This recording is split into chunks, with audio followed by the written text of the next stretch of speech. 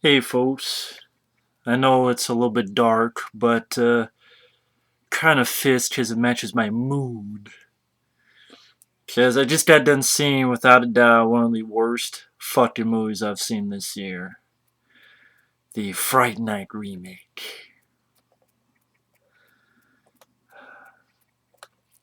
You know, I know people will be like, well, Matt, you went in trying to hate it.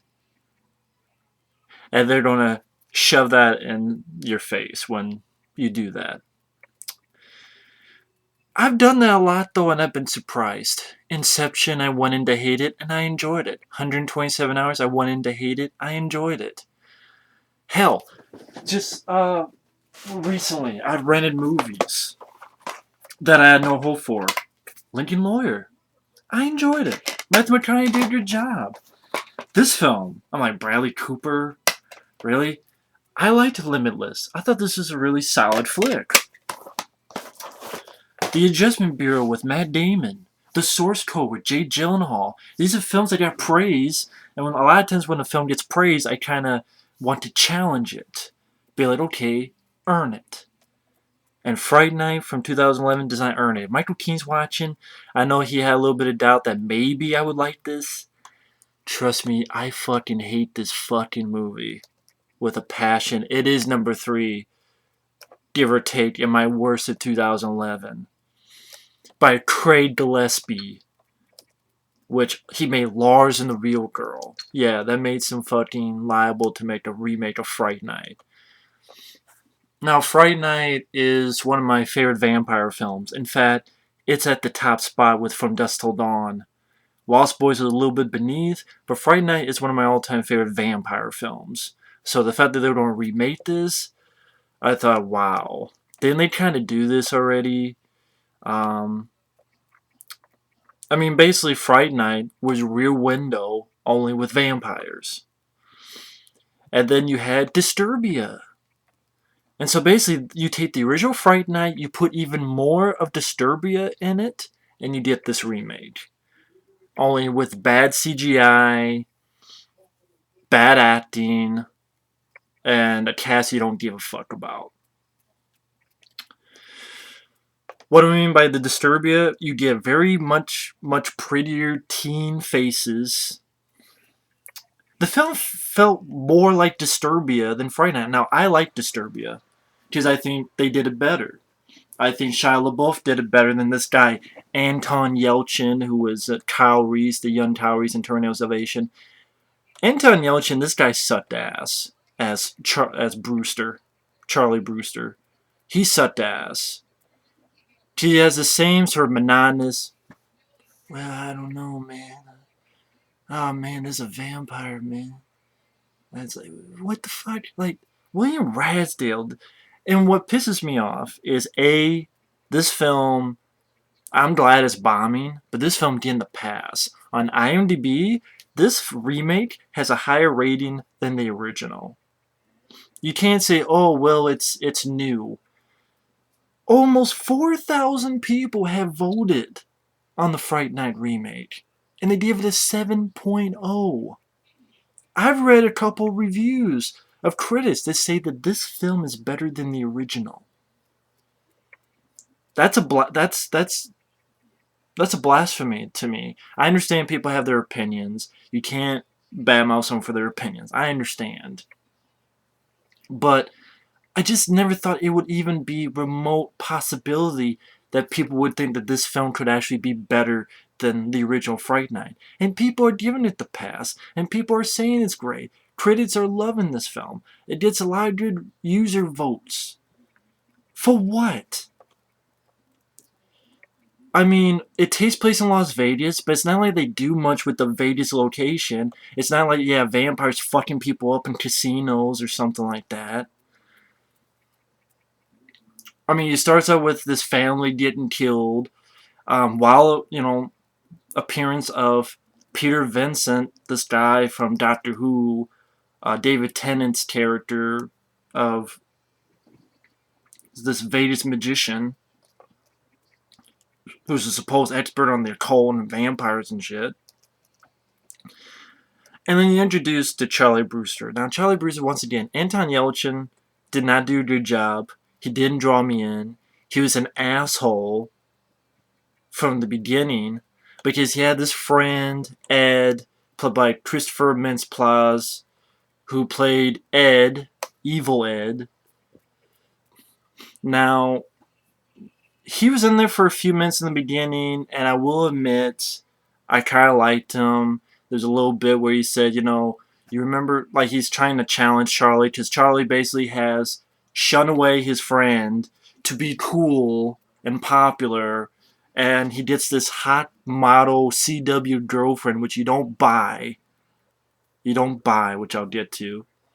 But the Christopher Mintz-Plasse, or McLovin from Superbad, he's basically saying, well, yeah, what about the time you did this, you did that, you took my Stretch Armstrong and jerked off with it. he was Christopher Mintz-Plasse did fine, and you felt sorry for him because this Charlie Brewster in this was an asshole, just pushing away. My life got better when I stopped being friends with you, and you wanted to root for this guy. In fact, I think it would have been a better film if Charlie got killed and this guy was the lead, and I was surprised. See, that's a guy I'm like, I'm not gonna like him, but I didn't mind him. But then, like right off the bat, you like in 5 minutes, oh yeah, Charlie, your neighbor's a vampire. I'm like, wow, that was very quick, almost too quick. Like, okay, no build up or anything. All right. Um, Toni Collette plays Charlie Brewster's mom, which I didn't like because I'm tired of this in movies. I'm tired of having. It reminded me more about fucking Disturbia, where you have a pretty looking woman playing the mom, like Carrie Ann Moss in Disturbia. I like Carrie Ann Moss in Disturbia. But here it's like, can't we get someone who actually looks like a mom? Like, in the original Fright Night, like the Lost Boys, the moms in them look like a mom. You buy it. But Toni Collette, I just don't buy her as being the mother to fucking. I don't know why. I just didn't buy her in the role. Don't buy this girl, whoever the fuck her name was. This girl seems straight out of the CW. Emodian Poots. What a name. Poots. Might as well change the P from T to P for poop. Because she was shitty.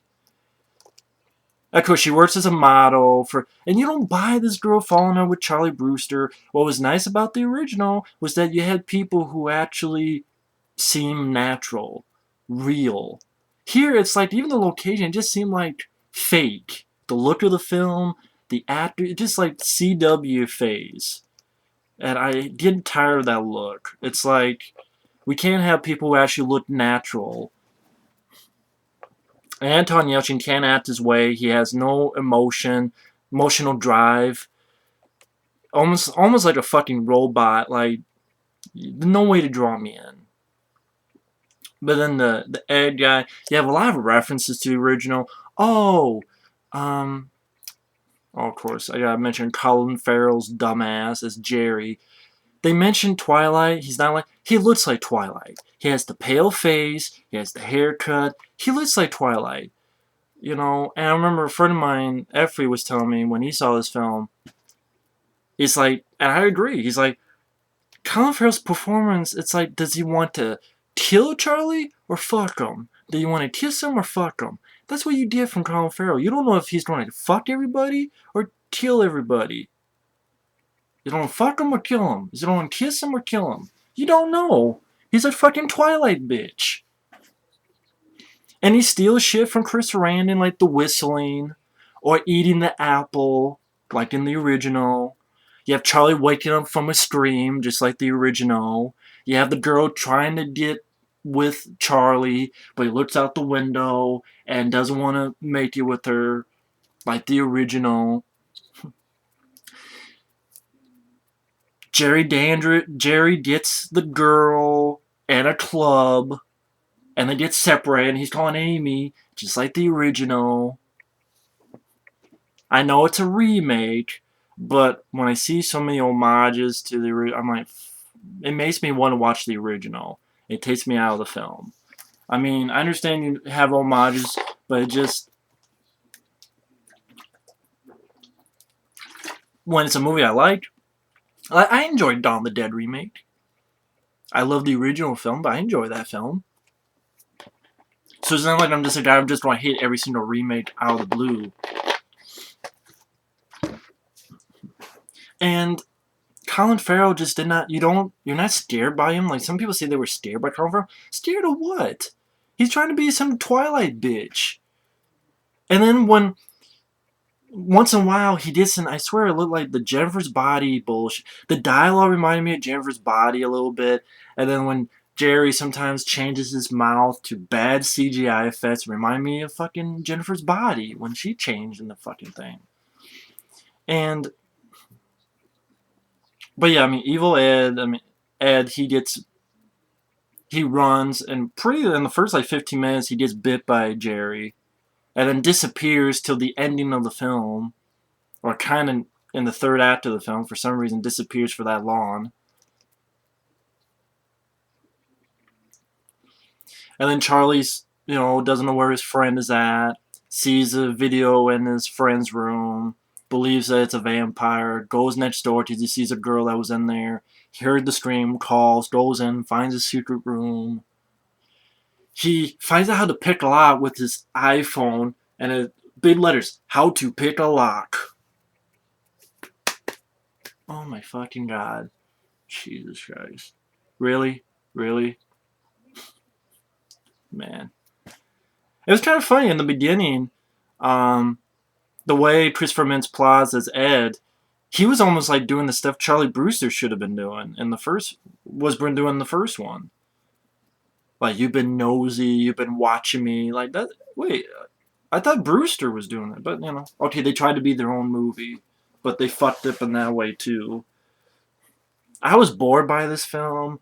I wasn't entertained by this film.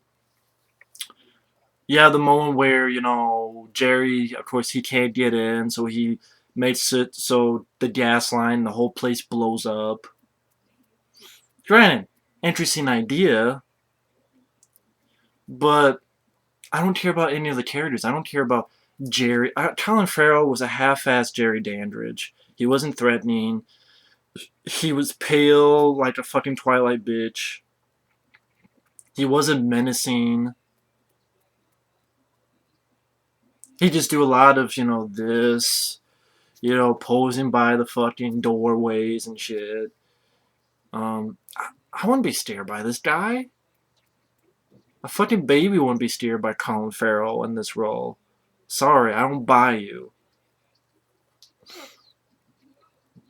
Charlie's gone to Vegas, and you have David Tennant. Now, I've heard so much good points on David Tennant and Colin Farrell and their performances. I don't mean to be rude, but what the fuck are people smoking? What are you smoking? What the fuck is so great about these performances? What the fuck are you smoking? Weed? Tobacco? Both? Crack? Cocaine? Ass crack? Crack in the ass? Walnuts? Your nuts? What the fuck are you smelling and smoking? I know that's rude. People have their opinions. Okay. But I just want to be an asshole to this film. This film does not deserve bigger ratings than the original film. Fright Night Part 2 is fuckload better than this movie. And that's a film that gets shit on, Fright Night 2. This film has nothing going for it. Fright Night 2 has stuff going for it. This film has nothing. David Tennant, he's like, I got the feeling he was almost trying to be a little bit like Russell Brand, just a less annoying Russell Brand. And there's nothing to his role. I'm British, and once in a while I cuss. Oh, I gotta stretch my nuts, because I got a rash. And then I'm a coward, so I'm gonna hide in the panic room. And then Evil Ed gets there. I mean, this is after, like, the place is blowing up. Charlie, his mom, and his girlfriend, and they're in the car. Yeah, that stupid, silly shit where he throws the fucking motorcycle gets thrown into the fucking windshield. It's CGI badness. Chris Sarandon comes into the film. Chris Sarandon, from the first movie, the original, and he gets killed by Colin Farrell when he's looking bad CGI face, which remind me of with the shitty Jennifer's body. I'm like, you don't kill the original Jerry Dandridge, almost as if saying, "They ain't nothing. We're the new Jerry. Fuck you. Suck on my fucking dick, please, all fucking day."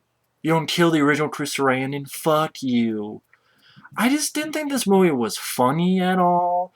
The humor did not work. It was never scary. You have bad CGI effects, like the fucking creature looks. Stupid 3D bullshit. And you have like, oh, there's Ed again. He finally pops back in the picture when they've got, oh yeah, how they stop Jerry. First they run him over. I like this idea where he's under the car and he's trying to get through. But then it gets ruined by they have stuff goes on, and the mom stabs Jerry with a post that has Century 21. You know, the home realtor sign? So I'm like, wow, this is just a flagrant. How come all these other films, they blame him on flagrant product placement? But this is clear, Century 21. Oh, you know, he's moving around in bad CGI quality and shitty sound effects. Then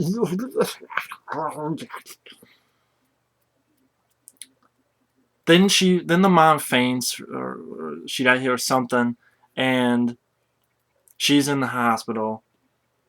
They go to David Tennant, and then that's when again, evil Ed pops in as a vampire, and he moves around in bad like bad CGI shit, and ultimately he kills his friend while David Tennant, Peter Vincent being a bitch, hiding in the panic room. Then you have the rip off from the original where they're in the club scene, and then he goes to David Tennant, "I need your help." And then this just fucking killed me too. First off, David Tennant, it happens, his parents were killed by a vampire when he was a kid. I'm like Whistler and Blade? Well, maybe not Whistler and Blade. Like James Woods and vampires. That's the one I wanted to say more. Like John Carpenter and vampires, James Woods character.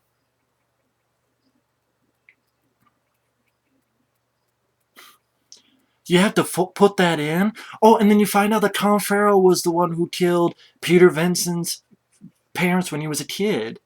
I'm like, so wait a minute. Your parents were killed by vampires when you were a kid. So how come when the first time Charlie comes to you, you don't believe it at all?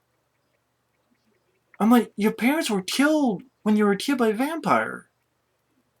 And you don't believe Charlie when he first came to you? Hello. Does anyone think that's stupid? So your parents died from vampires when you were a kid, but this kid comes to you saying he has a problem. You don't believe it. Hello? What the fuck? And he gives Charlie a stake. This is the other killer thing. That if you stab it into the main vampire, anyone the vampire has turned will become human again. And I'm like, why didn't he bring this up in the first place? Because then he would not have had to kill his friend, the evil Ed guy. Because he could just kill the head vampire and just stopped evil Ed and he'd be back. But no, he tells him after. And Peter Vincent is a fucking shitty character in this film. Roddy McDowall kicked more ass. Now, think about it. Roddy McDowall, let's face it, he's the only one true Peter Vincent. But he was pretty old. But he fucked up. Look, he faced off evil Ed, the wolf, and stabbed the fucking wolf. Killed that character. He went in like a badass. He's shooting uh, Jerry Dandridge's sort of subordinate. He's dealing with the big fucking bat that Peter Vincent's holding it back. He's doing a badass, like the cross isn't working, but he pushes in. Your time just up. You run out of time. I think that was the line. Then he's messing with Jerry at the end. And these two are really working together, and William Radsdale sold it so much better. The performance, the reactions. No. Just to the third act, Charlie comes in. He's now decked out. Now, I know my friend Effie, he thought of the Fraud Brothers. I thought of fucking Peter Whelan of Unknown Origin. The way he gets dressed up. All he needed was the fucking headlamp thing. And he's going that fighting, and then Peter Vincent's there, and they go down. And nothing happens. Like the original, Charlie gets put in a room with his girlfriend. His girlfriend was just like the fucking girl in the original, dress-wise. The same white dress, long red hair. I'm like, really? Really? You got really the same fucking dress and long red hair? And what the fuck? This is common occurrence? You put the same white dress and red hair when they're fucking turned? And then Peter Vincent doesn't do shit. He runs away. He's down there. There's vampires coming out of the wall. So it's, I guess, some of Jerry's people he turned. He like shoots one or so. And then just pushed down for the count. Then Charlie comes in. Gets bitch smacked. Like he's shooting some lights out. And then basically they're sitting there while Jerry is kissing Charlie's girlfriend. And then his big plan, granted, interesting plan, if it was done right. The plan is he's suited up because he's going to engulf himself in fire, grab Jerry, when he's on fire, he's out of it, and then push, but it's done so horrible. This part could be done practical. It could. You see all the fire stunts from back in the day, it could be done practical. If you worked hard at it. This is an interesting idea. But you got close-ups of bad CGI. Colin Farrell changing to a shitty fucking Jennifer's Body type of a vampire. Chomping at him. And then you have a bad CGI Jerry Dandridge with the heart out. Bad CGI. Puts it in. Explodes and bad, like, I know Blade did it, but Blade looked better. Blade 2 looked better. And it just like, so we went from the original awesome special effects, practical effects, that were done. Remember Jerry's subordinate? Melting, hand melting? We've gone to this bad CGI shit. Why? It could be done. Just put some fucking work to it. I'm not just using laziness. I'm sorry. And then it ends with all, everybody who was a victim has been turned back. And now Charlie and his girlfriend about to get it on in David Tennant's place. And then the movie ends, Fright Night. This movie's a piece of shit. I'm not giving this movie any credit. For what? Okay, you have references to the original, whatever, it's shitty. Boring. The humor does not work. The characters don't draw you in. You have Charlie, Anton Yelchin is a boring fucking lead in this film. Doesn't sell any of the emotions. He barely has emotions in the fucking movie. He might as well be a fucking robot. David Tennant is just a coward, not as annoying version of Russell Brand. I mean, fucking Roddy McDowall had more badass moments in the first film. And especially the second film. For fuck's sake. Remember the second film, Brian Thompson got fucked up and all the bugs fell out, the maggots and stuff? Practical? They can't do that, though, for some reason. It's impossible now. They've lost the technology. They've lost the balls. They've lost the fucking common sense. The score did nothing. The music, the score, I mean, they originally had Brad Fidel. Memorable score. Here, the score was completely forgettable. No memorable songs. So, soundtrack is all useless. The cast is useless. Colin Farrell is just a Twilight bitch mixed with Jennifer's body feigns at times. Bad CGI.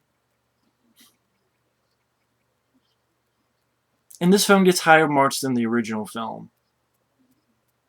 I don't understand it. I don't get it. I'm not apologizing for this film. I'm not condoning this film. I'm not giving this film any praise whatsoever. If you want to get mad at me for it, then that's your prerogative. But I'm glad this film bombed. This film is useless. It's a use. It is basically Disturbia. At least your villain was David Morse. He was a more intimidating bad guy. Shia LaBeouf, I think he worked a lot better in selling his emotions than Anton Yelchin. And Disturbia did not call itself Fright Night. It actually had its own title.